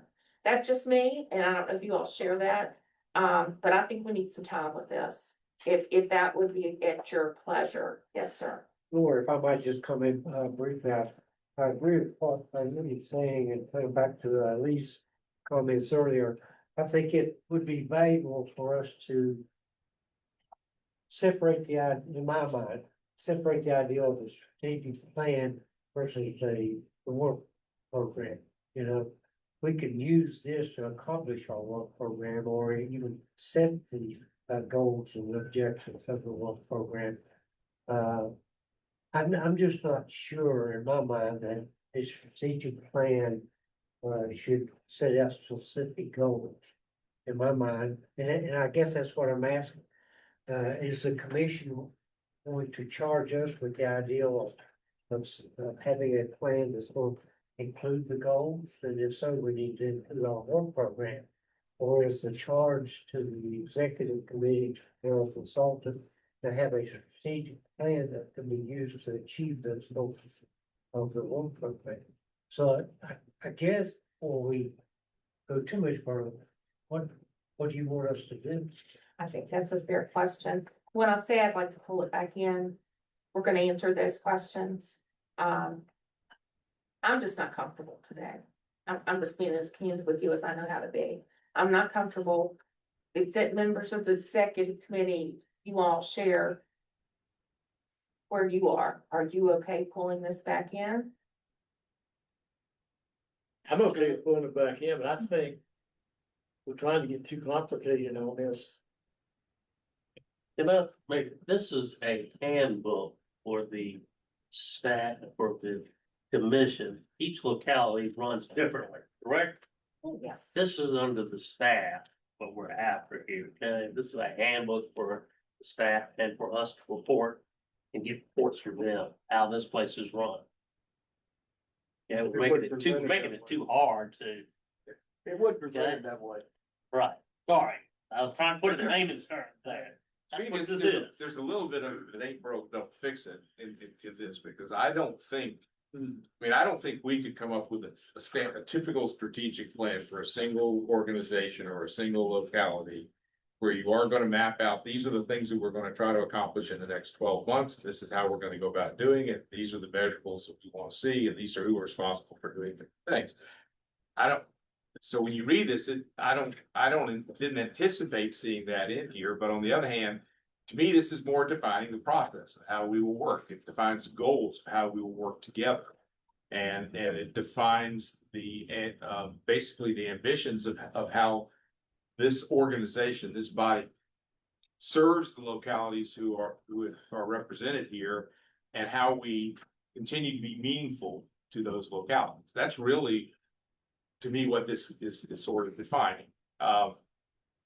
I think, as I said earlier, I think the work program is where the rubber hits the road in terms of what we're doing, because, there are many examples from the past where the regional commission has undertaken studies, our water supply studies, our stormwater management, where sometimes those things, they look at things from a broader perspective, and then the localities are able to take that and figure out a way to implement that. Some of these things become state mandated. The state comes down and says, or, what was the, not the CO2, but there was some, there's certain attainment things that sometimes. The ozone action. Yeah, the ozone action. We didn't have a choice about that, we had to figure out how to do that.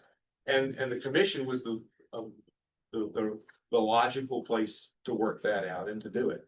So, you know, we can't tie our hands and say that we're only gonna do these certain things. It can't just be housing, it can't just be.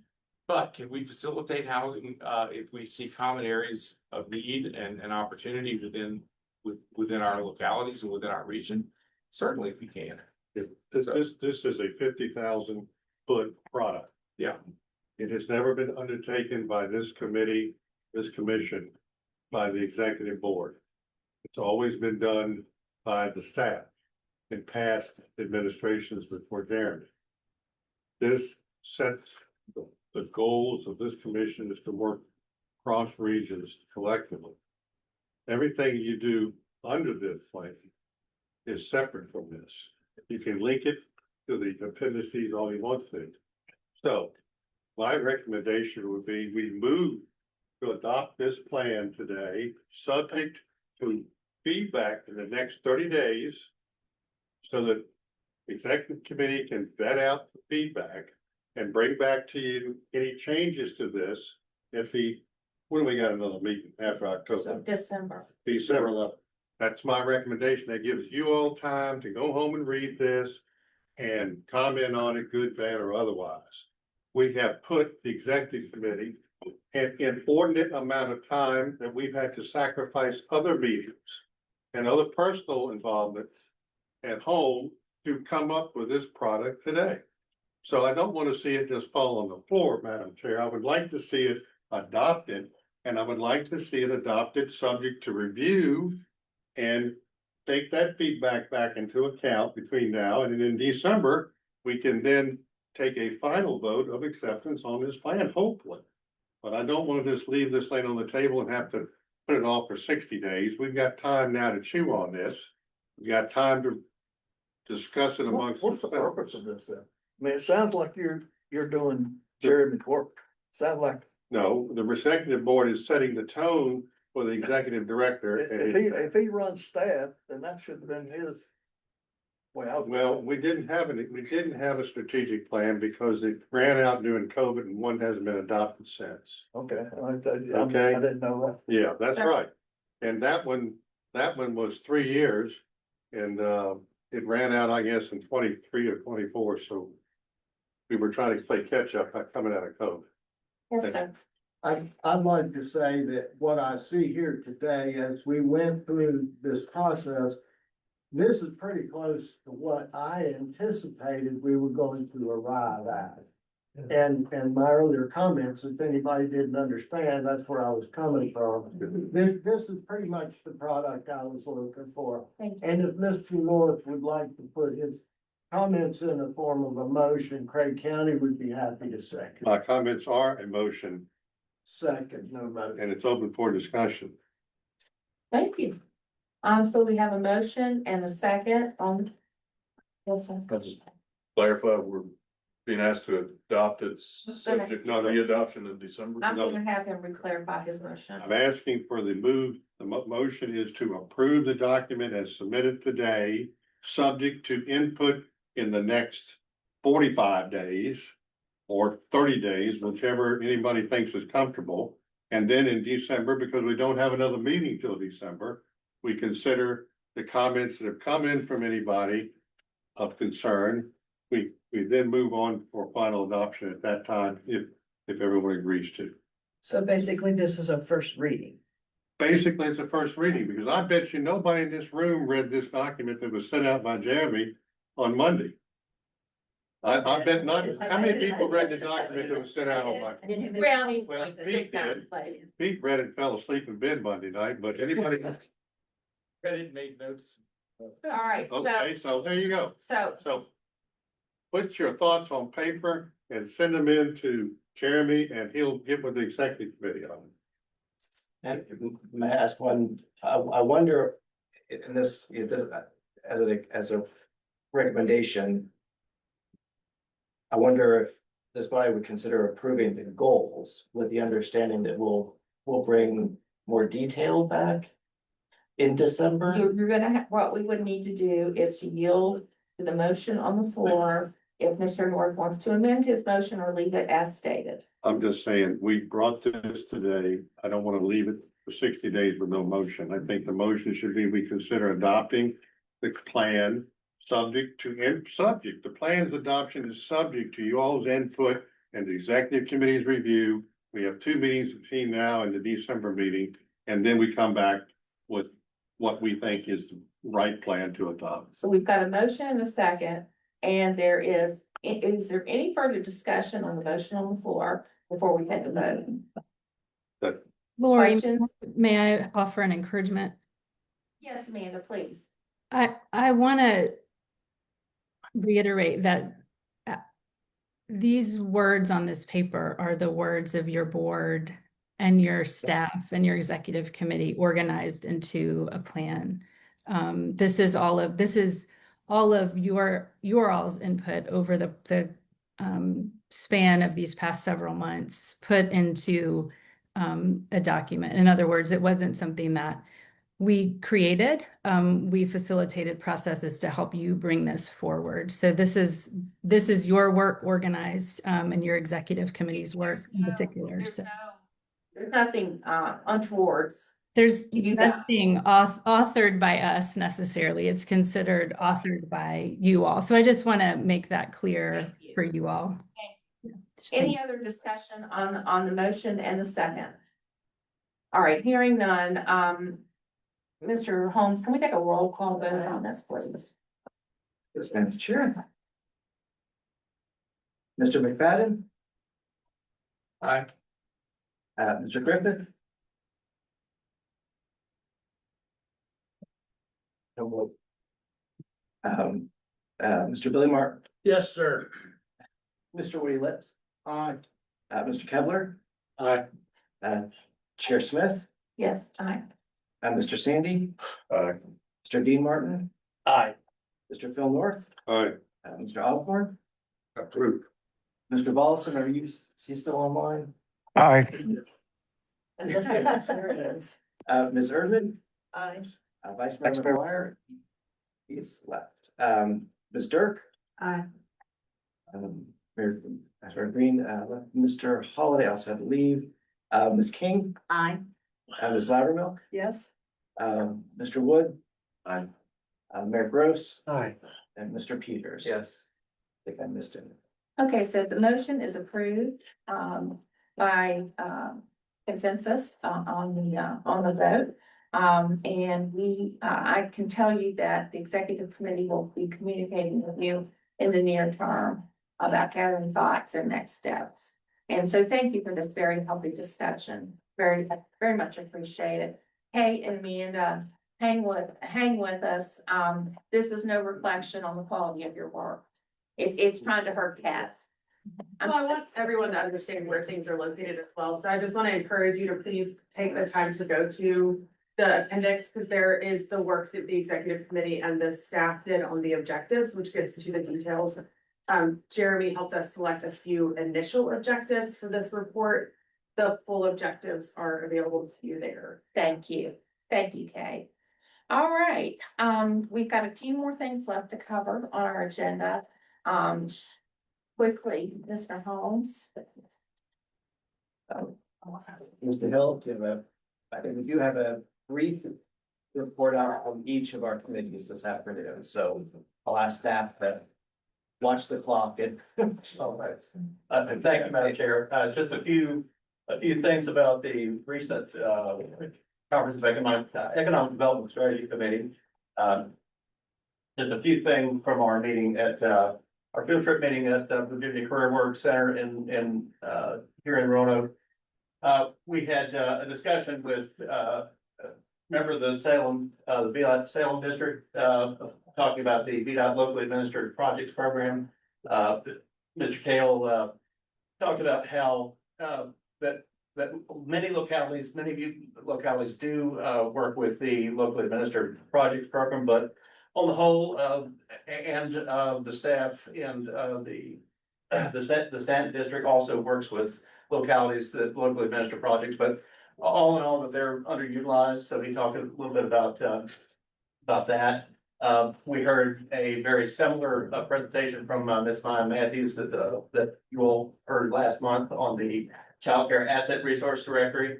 And our host for the event, Gordon Romeo, talked a bit about the functions of the Virginia Career Work Center and the workforce board there at the Roanoke Center.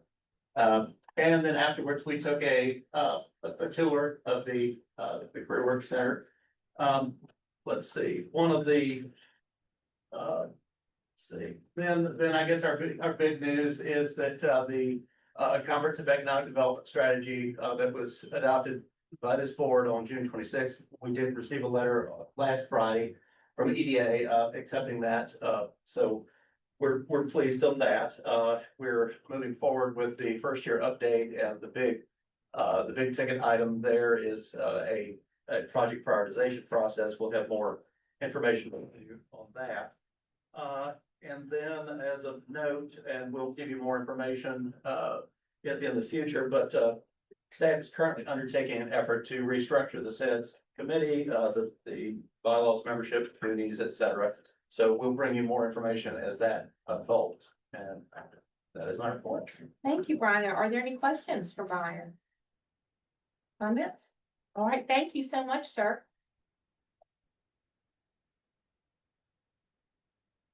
Mr. Holmes, where do you want to go? Ms. McGee? Very briefly, the Blue Wave Committee did meet on September 8th.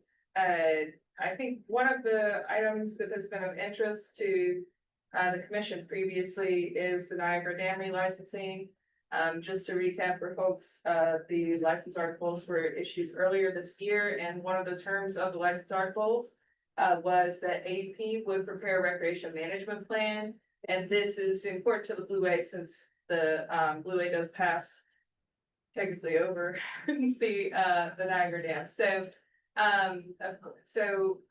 two facilities, the AEP is required to manage under the license articles, are pretty key to folks being able to use the Blue Way as a continuous trail down into the Explore Park.